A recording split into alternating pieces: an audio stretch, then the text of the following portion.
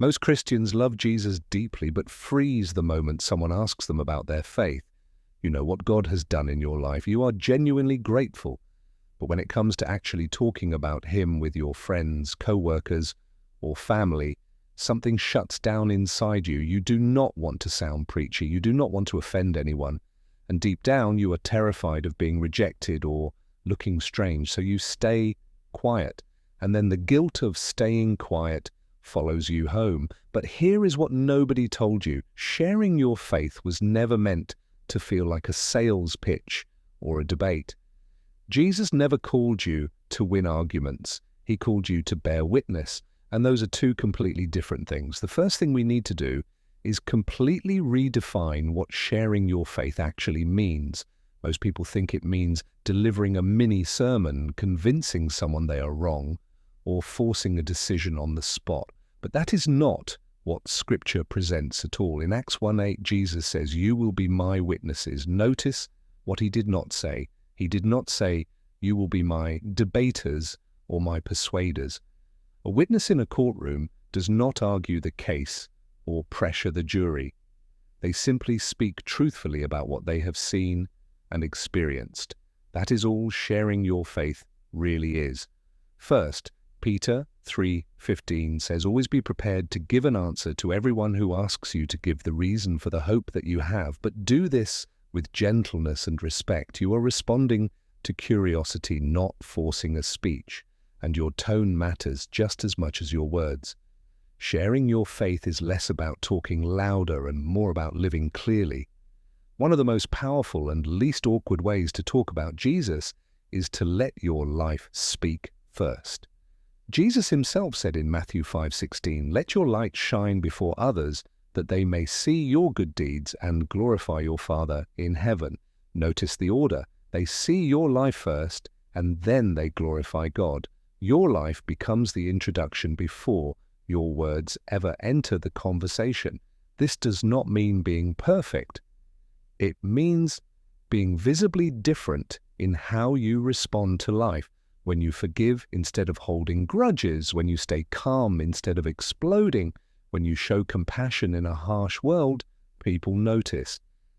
And eventually someone will ask, "How are you so patient?" or "Why do you have peace even now?" That is your moment, not to preach, but to testify. You might say something as simple as, "Honestly, my faith helps me a lot. I pray about these things. I trust God, even when I do not understand everything." Colossians 4:6 says, "Let your conversation be always full of grace, seasoned with salt." Salt does not overwhelm food, it enhances it. Your faith does not have to dominate every conversation. It simply adds depth and truth when the moment is right.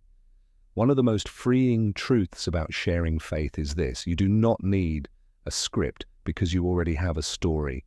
In Mark 5:19, Jesus tells a man He just healed, "Go home to your own people and tell them how much the Lord has done for you." No theology exam, no training seminar. Just tell them what God has done for you. Your story does not have to be dramatic. It just needs honesty. Maybe your story is God gave you peace during anxiety, God helped you forgive someone who hurt you deeply, or God gave you hope when life felt completely empty. Revelation 12:11 says, "Believers overcome by the blood of the Lamb and by the word of their testimony." Your testimony matters because it is real and it cannot be argued with. Someone might debate theology, but they cannot deny your lived experience. Share your story in 3 simple parts: what life was like before trusting God, how you encountered Jesus, and what is different now. Speak like you normally do, because authenticity connects far more than perfection ever could. Another reason faith conversations feel awkward is because we feel pressure to do all the talking. But Jesus often did the opposite. He asked questions and listened. James 1:19 says everyone should be quick to listen, slow to speak, and slow to become angry.